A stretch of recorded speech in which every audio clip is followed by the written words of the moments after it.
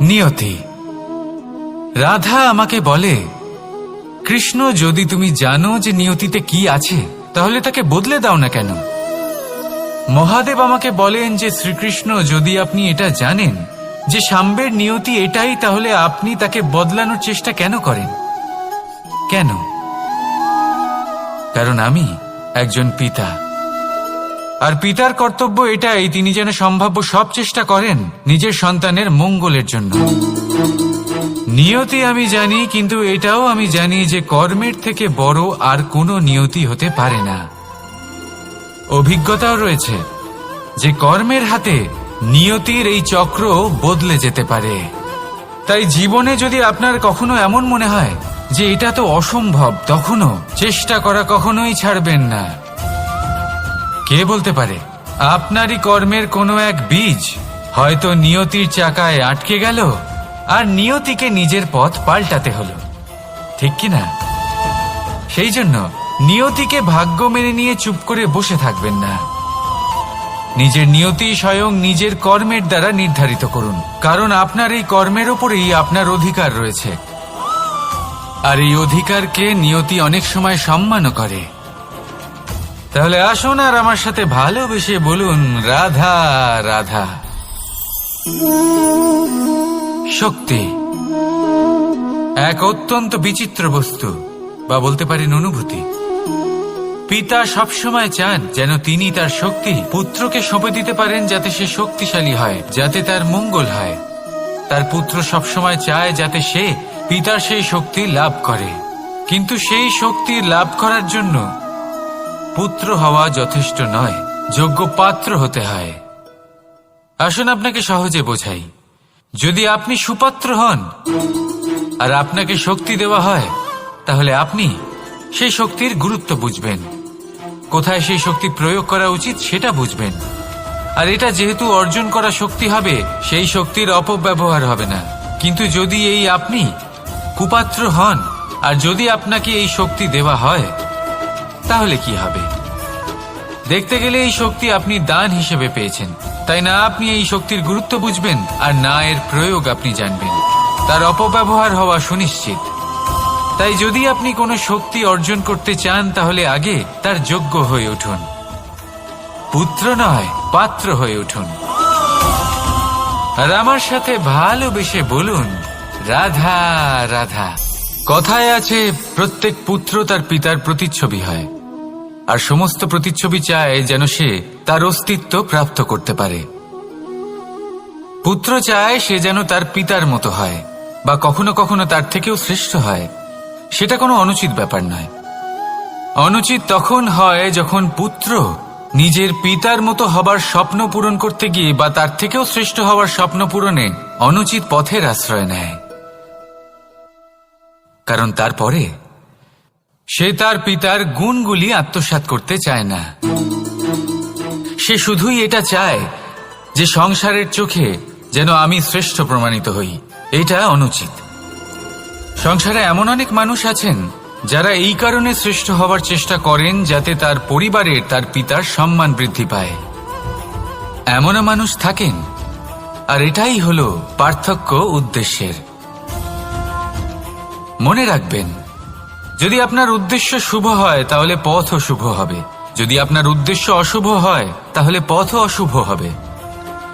তাহলে নিজের পিতার মতো হবার চেষ্টা অবশ্যই করুন, তার থেকেও শ্রেষ্ঠ হওয়ার চেষ্টা অবশ্যই করুন, কিন্তু মনে রাখবেন আপনার সংকল্প আর আপনার উদ্দেশ্য এই দুই শুভ হওয়া উচিত। তাহলে আসুন আর আমার সাথে ভালোবেসে বলুন, রাধা রাধা। শক্তি শক্তি অর্জন করা এতটা কঠিন নয় যতটা শক্তি লাভ করার পরে সেই শক্তি সামলানো কঠিন হয়।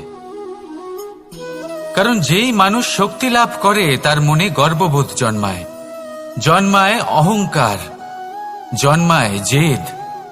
তাই শক্তি প্রাপ্ত করার সাথে বিনম্র থাকাও অত্যন্ত আবশ্যক। আর এটা আমাদের শেখা উচিত বৃক্ষের থেকে। বৃক্ষ যা আমাদের ফল দেয়, বৃক্ষ যা যত ফল দেয় ততটাই ঝুঁকে যায়। আমরা পাথর মারি ওই বৃক্ষের থেকে ফল প্রাপ্ত করার জন্য। সেই পাথরের মার সহ্য করেও বৃক্ষ আমাদের ফল দেয়। কোনো গর্ববোধ নেই, কোনো অহংকার বোধ নেই, আর সেই জন্য এই বৃক্ষের পুজো করা হয়। এটাই হলো মাহাত্ম্য শক্তির সাথে বিনম্রতার। যদি এই শক্তি সৃজন করে থাকে, সাহায্য করে থাকে, সম্বল হয়ে থাকে, তবেই সেই শক্তি উপযুক্ত। আর নয়তো সেই শক্তি একদিন আপনাকে আসক্ত অবশ্যই করবে। তাহলে শক্তি অবশ্যই অর্জন করুন, কিন্তু তার সাথে সেই শক্তি সামলানোর মতো বিবেকও আপনাকে অবশ্যই জাগ্রত করতে হবে। তাহলে আসুন আমার সাথে ভালোবেসে বলুন, রাধা রাধা। অহংকার অত্যন্ত বলশালী হয়। এই অহংকার মানুষকে কখনো নত হতে দেয় না। অদ্ভুত ব্যাপার, এই অহংকার যা মানুষকে কখনো নত হতে দেয় না, সেটাই তার পতনের কারণও হয়ে দাঁড়ায়।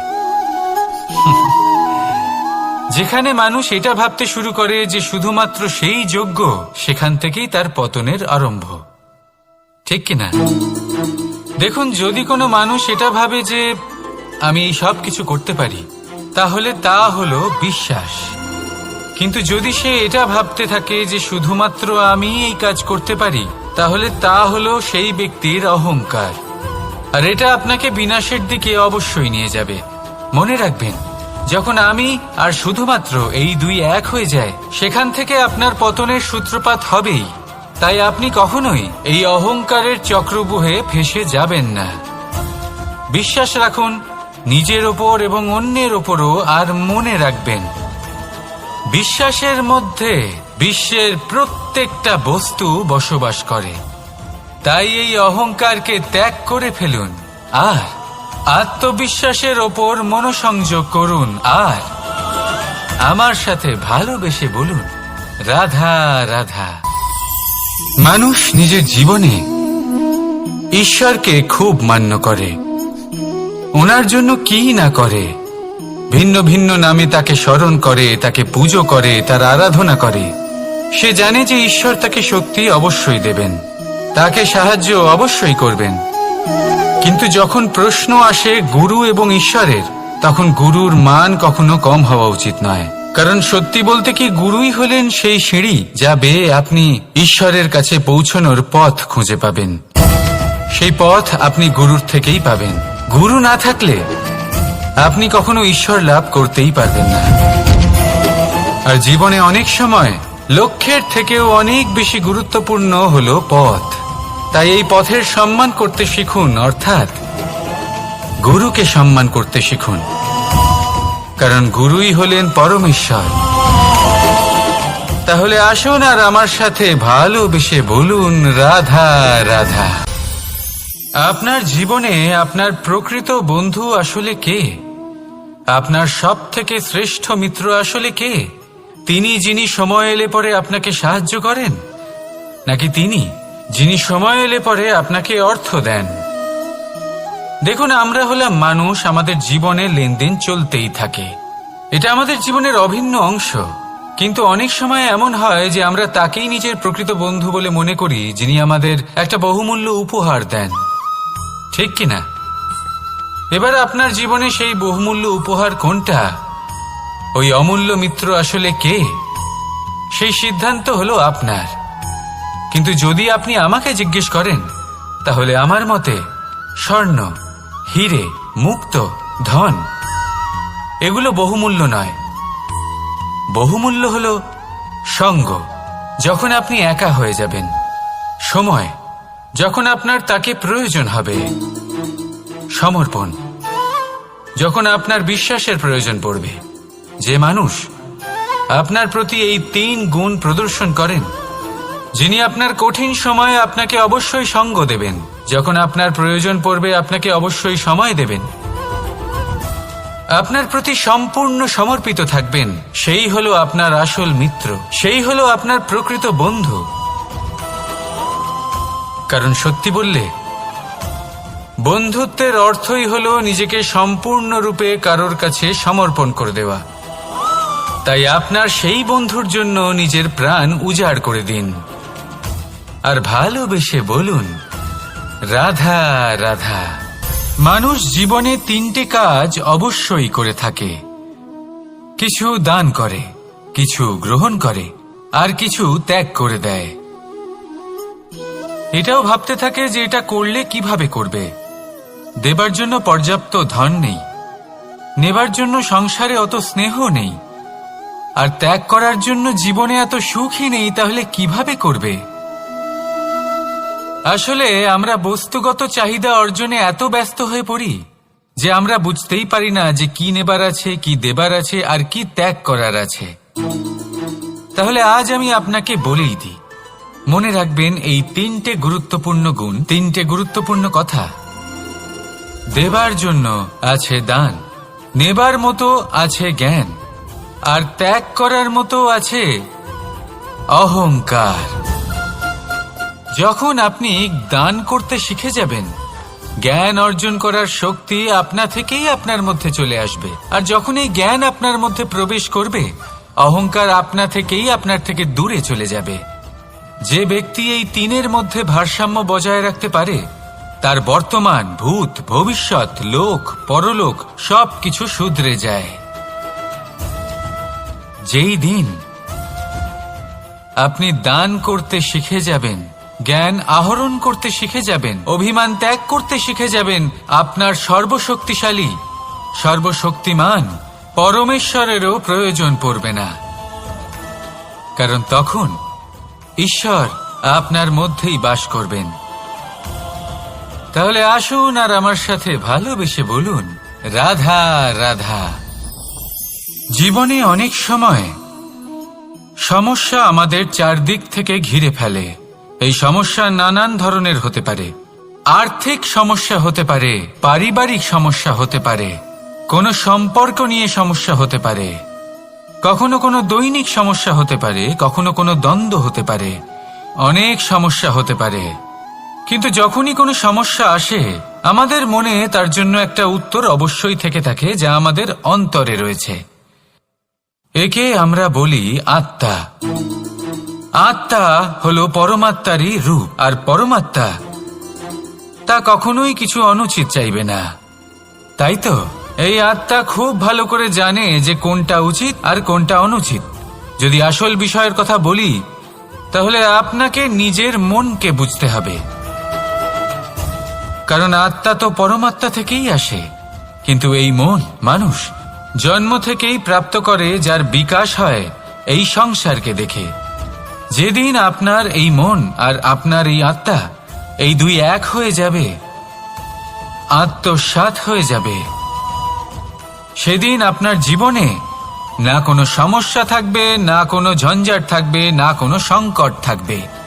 কারণ আপনার কাছে সেই সমস্ত সমস্যার, সমস্ত বিপদের সমাধান থাকবে, আর তাও আপনারই অন্তরে। তাহলে আসুন আর আমার সাথে ভালোবেসে বলুন, রাধা রাধা। ভক্তি আর শক্তি, এই দুইয়ের মধ্যে সম্পর্ক অত্যন্ত সরল। মানুষ ভক্তি করেন যাতে তিনি শক্তি লাভ করতে পারেন, আর শক্তি লাভ করার পরে ভক্তি ভাব ভুলে যান, আর শক্তির প্রতি আসক্তিতে মত্ত হয়ে যান, আর সেখান থেকেই তার বিনাশ শুরু হয়। কেন? কারণ ভক্তির দ্বারা প্রাপ্ত শক্তি অন্য কারোর হিতের জন্য ব্যবহার করতে হয়, অন্য কারোর মঙ্গল করার জন্য ব্যবহার করতে হয়, কারোর বিনাশের জন্য নয়। এবার যদি আমি আপনাদের একটা উদাহরণ দিয়ে বোঝাই, তাহলে কোদাল দিয়ে আমরা মাটি কোপাতে পারি, একটা গর্ত খুঁড়তে পারি, যাতে একটা নতুন বৃক্ষ জন্ম নিতে পারে। একটা বৃক্ষ যা অন্য জীবকে ফল প্রদান করবে, যাত্রীদের ছায়া প্রদান করবে। কিন্তু এই কোদালের ব্যবহার যদি আমরা অন্য কারোর ক্ষতি করার জন্য করি, তাহলে ক্ষতি শুধুমাত্র আমাদেরই হবে। তাই জীবনে যদি আপনি কোনো শক্তি লাভ করেন, হয়তো ভক্তির দ্বারা বা অন্য যেখান থেকেই হোক, তার সদ্ব্যবহার করতে শিখুন, নয়তো এই প্রাপ্ত শক্তি আপনার পতনের কারণ হয়ে দাঁড়াবে। তাহলে আসুন আমার সাথে ভালোবেসে বলুন, রাধা রাধা। বরদান অত্যন্ত বিচিত্র এক বিষয়, কিন্তু দেখতে গেলে এই বরদান কি না করতে পারে। এক দরিদ্রকে রাজা বানিয়ে দিতে পারে, একজন দুর্বলকে এই সংসারের সবথেকে শক্তিশালী ব্যক্তি বানিয়ে দিতে পারে। কিন্তু আমরা ভুলে যাই এক অত্যন্ত গুরুত্বপূর্ণ কথা। বরদান এই শব্দের শেষে দান লুকিয়ে রয়েছে। এই দান কথাটা অত্যন্ত গুরুত্বপূর্ণ। আমাদের মনে রাখা উচিত এই বরদান আমরা দানে পেয়েছি, আর তাই তার সম্মান করা উচিত, কখনোই অহংকার করা নয়। আর যে ব্যক্তি বরদান পেয়ে অহংকার করেন তার যা ক্ষতি হয় তা হলো এই বরদান তার থেকে কেড়ে নেওয়া হয়। বর অর্থাৎ শ্রেষ্ঠ, অর্থাৎ বরদানের অর্থ হলো একটা শ্রেষ্ঠ দান, এবং তার ব্যবহার যদি আপনি কারোর ক্ষতি করার জন্য করেন তাহলে ক্ষতি শুধুই আপনার হবে। তাহলে এই বরদানের সম্মান করুন, উচিত পথে চলুন, আর উচিত উদ্দেশ্য নিয়ে এর ব্যবহার করুন, সব কিছু ভালোই হবে। তাহলে আসুন আর আমার সাথে ভালোবেসে বলুন রাধা রাধা। পিতা আর পুত্রের সম্পর্ক অত্যন্ত মধুর হয়ে থাকে। পিতা স্বপ্ন দেখেন, তাকে পূর্ণ করার সকল সম্ভাব্য চেষ্টা করেন, কিন্তু তাও অনেক সময় ওনার স্বপ্ন অপূর্ণ থেকে যায়। তখন পিতা ভাবেন যে স্বপ্ন উনি পূর্ণ করতে পারেননি ওনার সন্তান তা অবশ্যই পূরণ করবে। যে স্থানে উনি কখনো পৌঁছতে পারেননি সেই স্থানে ওনার পুত্র অবশ্যই পৌঁছবে। পিতা নিজের সন্তানের ভবিষ্যৎ নিয়ে সেই স্বপ্ন দেখেন, আর যখন সেই সন্তান সামনে এগোতে থাকে তখন তার দুঃখ হয় না, বরং গর্ব হয়। ওনার ভালো লাগে এটা দেখে যে ওনার সন্তান অনেক উন্নতি করছে। কিন্তু যখন সন্তান নিজের অভিভাবকের শক্তি দেখে, তার যশ দেখে হিংসা করতে থাকে, সমস্যা সেইখানেই শুরু হয়। সেই জন্য সকল সন্তানকে এটা মনে রাখতে হবে, দেখুন, পুত্র হবার সুবাদে, এক সন্তান হবার সুবাদে এটা হলো আপনার অধিকার যে আপনি আপনার পিতার থেকে বেশি উন্নতি করবেন। আপনার পিতাও এটাই চান, কিন্তু সুস্থভাবে এটা করুন। একটা রেখা টেনে নিন যাতে আপনি তাতে এগোতে পারেন আর আপনার পিতার তাতে গর্ববোধ হয়, আর সেই বিষয়ে দুঃখ না হয় যে আমার সন্তান আমাকেই ছোট করার চেষ্টা করছে। ইতিহাস সাক্ষী রয়েছে, যে মানুষ অন্য কাউকে ছোট করার চেষ্টা করেছেন সেই মানুষই ছোট হয়ে গেছেন। আর আমার মনে হয় না আপনি এটা চান, কারণ কোনো একদিন আপনিও কারোর পিতা হবেন। আসুন আমার সাথে ভালোবেসে বলুন রাধা রাধা। সাথী, সাথী এই শব্দটির ব্যাখ্যা কে কিভাবে করে? মিত্র, সখা, বন্ধু, কিন্তু অর্থ একটাই। তিনি যিনি আপনার সঙ্গী হন আর তিনি যার সাথী আপনি হন। এবার সব থেকে বড় প্রশ্ন হলো এটাই যে তিনি কে হতে পারেন যাকে আপনি আপনার সাথী বলে মেনে নিতে পারেন, নিজের সখা, নিজের মিত্র, নিজের বন্ধু মেনে নিতে পারেন। আপনার সাথী হলেন তিনি যিনি দুঃখের সময় আপনার পাশে থাকবেন, আপনার হাত ধরে থাকবেন। আপনার সাথী হলেন তিনি যার হাত আপনি নিজের সুখের দিনে ধরে থাকবেন। সেই সাথীরই হাত ধরুন যিনি দুঃখে সবসময় আপনাকে সাহায্য করার জন্য তৎপর হয়ে থাকেন, আপনার পাশে থাকেন, আর যাকে সুখের দিনে আপনি আপনার সাথে রাখতে পারেন। আর যখন আপনার সাথে আপনার এই সাথী থাকবে তখন আপনি এটা বুঝবেন যে যখন জীবনে দুঃখ আসে তখন এই দুঃখ কমে যায়, সবার মধ্যে ভাগ হয়ে যায়। আর যদি তখন সুখ আসে তাহলে সেটা সবার উপস্থিতিতে আরো বেড়ে যায়।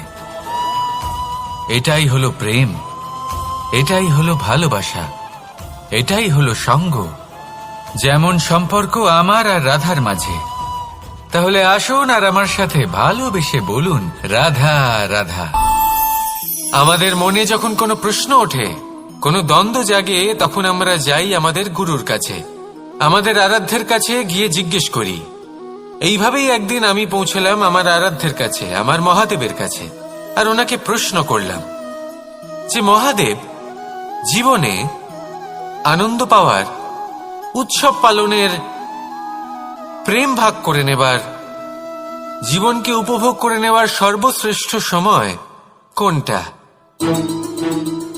মহাদেব হাসলেন আর উনি বললেন, জীবনে উৎসব পালনের সবথেকে শ্রেষ্ঠ দিন হল মৃত্যুর ঠিক আগের দিনটা। প্রেম ভাগ করে নেওয়ার সবথেকে শ্রেষ্ঠ মুহূর্ত হল মৃত্যুর ঠিক আগের মুহূর্ত। জীবনকে উপভোগ করে নেওয়ার সর্বশ্রেষ্ঠ প্রহর হল মৃত্যুর এক প্রহর পূর্বে। তখন আমি চমকে গেলাম। আমি বললাম, কিন্তু মহাদেব, মৃত্যু তো অনিশ্চিত, আমরা জানিও না কবে আমাদের মৃত্যু হবে। মহাদেব আবার হাসলেন। উনি বললেন যে যদি আমরা এভাবে জীবন কাটাই যে আমরা জীবনের প্রত্যেক দিন, প্রত্যেক মুহূর্ত, প্রত্যেক প্রহর শেষ বলে মনে করি, তাহলে আমাদের সমস্ত জীবন আনন্দের সাথেই অতিবাহিত হবে। কি বলেন? তাহলে আপনিও এই কথা মনে রাখুন আর আমার সাথে ভালোবেসে বলুন, রাধা রাধা। জীবনে অগ্রসর হওয়ার জন্য আমাদের কাকে প্রয়োজন হয়? মাতা পিতা, বন্ধু, প্রেম, সাহায্য, অর্থ, পরিশ্রম, আশা। ভিন্ন ভিন্ন মানুষ ভিন্ন ভিন্ন বিকল্প চয়ন করে। যদি আমি আপনাকে বলি, তাহলে জয় আর পরাজয়ের মন্ত্র দুটো শব্দের উপর নির্ভর করে, মেনে নেওয়া আর দৃঢ় হওয়া। যদি মেনে নেন তাহলে হেরে যাবেন, যদি দৃঢ় হন তাহলে নিশ্চিত রূপে জয়ী হবেন। যদি কখনো আপনি ক্লান্ত হয়ে ওঠেন, আপনি দুঃখী হন, পুরোপুরি ভেঙে পড়েছেন, তখন মেনে নেবেন না যে আপনি ভেঙে পড়েছেন, নয়তো হেরে যাবেন। তখন উল্টে স্থির করবেন যে যাই হয়ে যাক না কেন, আমি জয়ী হবই। আর আপনি দেখবেন যে জয় নিশ্চিত রূপে আপনার কাছেই আসবে। তাহলে এই কথা মনে রাখবেন আর আমার সাথে ভালোবেসে বলবেন, রাধা রাধা। সময়, জীবন, কাল। দেখতে গেলে এই তিনটি শব্দ একটি শব্দেরই সমার্থক শব্দ মনে হয়, কিন্তু এই শব্দগুলির অর্থ কি সমান? কখনোই নয়। হ্যাঁ, এই সময় চলতে থাকে, জীবন চলতে থাকে, কালচক্র চলতে থাকে। এই সময় কেটে যায়, কিন্তু এই জীবন, একে যাপন করতে হয়। কি বলেন? এই জীবনে কিছু করুন বা কিছু না করুন, জীবন এমনি কেটে যাবে, আপনি জানতেও পারবেন না। কিন্তু সেটা আমাদের উদ্দেশ্য নয়, একে যাপন করতে হবে। এই জীবনে প্রেরণা পেতে শিখুন, প্রেরণা দিতে শিখুন, আহ্বান গ্রহণ করতে শিখুন, আহ্বান জানাতে শিখুন, মহান কাজ করতে শিখুন, ধন্যাত্মক বোধ জাগিয়ে তুলুন। জীবন অতিবাহিত করার অর্থ কি তা আপনি শিখে যাবেন। কারণ সময় কেটে যায়, সমস্ত যুগ কেটে যায়, কিন্তু জীবনের রীতি জীবন কাটিয়ে দেওয়া নয়, জীবন যাপন করা। এই জীবন সম্পূর্ণরূপে অনুভব করতে হবে, নতুন পথ বানাতে হবে। এবারে যদি এই জীবন বাঁচার সময় একবার ভেবে দেখুন, যদি মনে প্রেম থাকে, সদ্ভাবনা থাকে, তাহলে কি হবে? এই জীবনকে বাঁচার অনুভূতিটাই অন্যরকম হয়ে যাবে, একটা আনন্দময় অনুভূতি লাভ করবেন। তাহলে এটাই করুন আর আমার সাথে ভালোবেসে বলুন, রাধা রাধা। আপনি কি কখনো কোনো জলের ধারা দেখেছেন? তার সামনে যতই মাটি থাকুক না কেন, যতই কাদা থাকুক না কেন, যখন এই জলের ধারা বইতে আরম্ভ করে দেয়, তখন এই কাদাকে নিজেই ধুয়ে নিয়ে যায়। ওই কাদাকে ধুয়ে দেয় এবং নিজের পথ নিজেই তৈরি করে নেয়। তাহলে আপনিও এরকম জলের মতো হয়ে উঠুন। যদি হয়ে উঠতে পারেন, তাহলে নিজের মনের, নিজের ভাবনার, নিজের জীবনের যত অনাবশ্যক তত্ত্ব আছে, অনুপযোগী অংশ রয়েছে, অর্থাৎ অপরিষ্কার অংশ রয়েছে, তা নিজে থেকেই নির্মল হয়ে উঠবে। আর যেরকম জলের ধারা কখনো থেমে থাকে না, সব সময় বয়ে চলে, সেইভাবে আপনিও কখনোই থামবেন না। সবসময় বয়ে চলুন, এগোতে থাকুন। পথে যদি অনেক বিপদ আসে, সমস্যা আসে, থামবেন না, তার উপর নিরন্তর প্রহার করুন, নিরন্তর প্রয়াস করুন আর অগ্রসর হন। আপনি ভেবে দেখুন, এই জলের ধারা কখনো থেমে থাকে না, সবসময় বয়ে চলে। বিপদের সম্মুখীন হয়ে তাকে সাথে বয়ে নিয়ে চলে। সেই জন্য জলের ধারা, প্রবাহমান এই ধারা, এর থেকে কখনো দুর্গন্ধ আসে না, এতে কখনো ময়লা জমতে পারে না, বরং পালিত হয় সুন্দর প্রাণবন্ত জীবজন্তু, যেমন সুন্দর ছোট মাছ। তাই আপনিও এটাই করুন, কখনো থামবেন না, শুধু চলতে থাকুন, জলের ধারার মতো বইতে থাকুন। আপনি আপনার লক্ষ্য অবশ্যই খুঁজে পাবেন, আর তার সাথে নিজের অন্তরের যে মালিন্য রয়েছে তা আপনি নিজেই নিজের থেকে দূরে করে দেবেন। তাহলে আসুন আর আমার সাথে ভালোবেসে বলুন, রাধা রাধা। এবার অনেক সময় মানুষের মনে এরকম প্রশ্ন আসে যে এই সংসারে সবথেকে বড় বিপদ কি? কেউ বলে ধর্ম সংকট, আবার কেউ বলে প্রাণের উপর আসা সংকট। প্রত্যেক মানুষের জীবনে বিভিন্ন সংকট আসে, আর এই সমস্ত সংকট অত্যন্ত বিচিত্র হতে পারে। এই সমস্ত সংসার হলো সংকট দ্বারা পরিপূর্ণ। ঠিক আছে, আপনাকে একটা উদাহরণ দিই। একজন ধনী ব্যক্তি, এবার ওনার জীবনে সংকট কি হতে পারে? সংকট এটাই যে কেউ তার সম্পত্তি চুরি না করে নেয়, আমরা বুঝতে পারছি। এবার একজন চোর, তার জীবনে সংকট কি হতে পারে? যে চুরি করার সময় সে যদি তার একটা কাশি চাপতে না পারে, তাহলে সে ধরা পড়ে যেতে পারে, ঠিক কিনা? আবার অনেক সময় এমনও হয় যে যার জন্য আমি সংকট, সেও আমার কাছে সংকট। যেমন এই পরিস্থিতিতে দেখুন, সংকট হলো সংকট, এ তো জীবনে থাকবে, কিন্তু এর সম্মুখীন কিভাবে হওয়া যায়? খুব সরল, সব এটার ওপর নির্ভর করে, মনের ওপর। এই মনকে নিয়ন্ত্রণ করলে সব ঠিক থাকবে।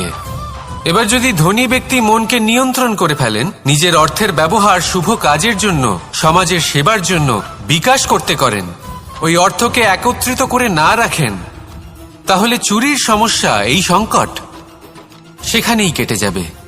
এবার যদি কথা বলি সেই চোরের, তাহলে চোর যদি নিজের মনকে সংযত করে নেয়, যদি নিজের কর্মকে নিয়ন্ত্রণ করতে পারে, তাহলে এমন কোনো স্বর নেই যা ওকে ধরা পড়তে বাধ্য করবে। সেই জন্য জীবনে সংকট যতই আসুক, যত বড়ই সংকট আসুক না কেন, কবচ হলো একটাই, আর এই কবচের নাম হলো আত্মনিয়ন্ত্রণ। নিজের মনকে নিয়ন্ত্রণে রাখতে শিখুন। এটা নিজের জীবনে প্রয়োগ করে তো দেখুন। যদি আপনি করতে পারেন, তবে আপনি দেখবেন যে সংকট তো জীবনে আসা যাওয়া করে, কিন্তু সেই সংকটগুলির সম্মুখীন আপনি এইভাবে করতে পারবেন। তাহলে সেটাই করুন, আর আমার সাথে ভালোবেসে বলুন, রাধা রাধা। এই দড়িটা দেখুন, ছোট ছোট রেশম দ্বারা তৈরি, এটা সরু সুতো দ্বারা তৈরি হয়েছে এটা, আর এ অত্যন্ত কোমলও বটে। আর আপনি চাইলে এটা সোজাও করে দিতে পারেন, আর চাইলে এটা বেঁকিয়েও দিতে পারেন, আর যদি চান তাহলে এটা গোল গোল করে বেঁধে কোথাও রেখেও দিতে পারেন। এবার এই কোমল দড়ি যদি কোনো নিষ্ঠুর কঠিন পাথরে বারংবার জড়িয়ে দেওয়া হয়, তাহলেও তাকেও কাটতে পারে, নিজের ছাপ ছেড়ে যেতে পারে, সেটার আকারও বদলে ফেলতে পারে। এবার এর কারণ কি? এর কারণ হলো অভ্যাস আর নিরন্তর প্রচেষ্টা। যদি আপনিও চেষ্টা করেন আর নিরন্তর কর্ম করে যান, তাহলে আপনার প্রারব্ধ পাথরের মতো কঠিনই হোক না কেন, তাতে ভাঙন ধরিয়েও আপনি নিজের লক্ষ্যে অবশ্যই পৌঁছতে পারবেন। একটা গুরুত্বপূর্ণ কথা মনে রাখবেন,